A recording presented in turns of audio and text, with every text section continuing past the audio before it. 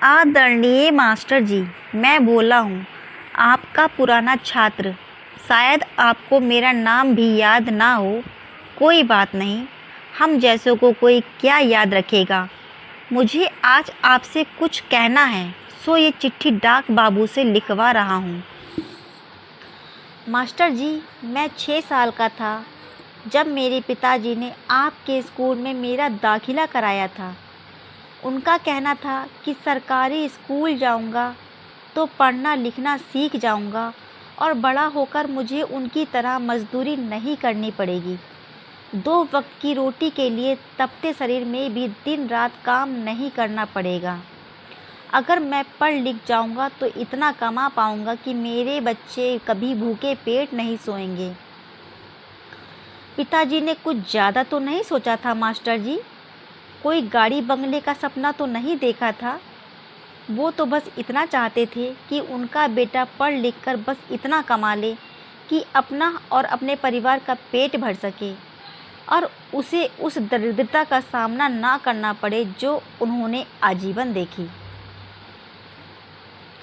पर पता है मास्टर जी, मैंने उनका सपना तोड़ दिया। आज मैं भी उनकी तरह मजदूरी करता हूँ।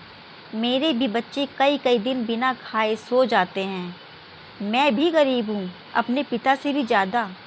शायद आप सोच रहे हों कि मैं ये सब आपको क्यों बता रहा हूँ, क्योंकि आज मैं जो कुछ भी हूँ उसके लिए आप जिम्मेदार हैं। मैं स्कूल आता था, वहाँ आना मुझे अच्छा लगता था। सोचता था खूब मन लगाकर पढ़ूँगा, क्योंकि कहीं ना कहीं ये बात मेरे मन में बैठ गई थी कि पढ़ लिख लिया तो जीवन संवर जाएगा। इसलिए मैं पढ़ना चाहता था। लेकिन जब मैं स्कूल जाता तो वहाँ पढ़ाई ही नहीं होती। आप और अन्य अध्यापक कई कई दिन तो आते ही नहीं, आते भी तो बस अपनी हाजिरी लगाकर गायब हो जाते या यूं ही बैठकर समय बिताते। कभी कभी हम हिम्मत करके पूछ ही लेते कि क्या हुआ मास्टर जी, आप इतने दिन से क्यों नहीं आए?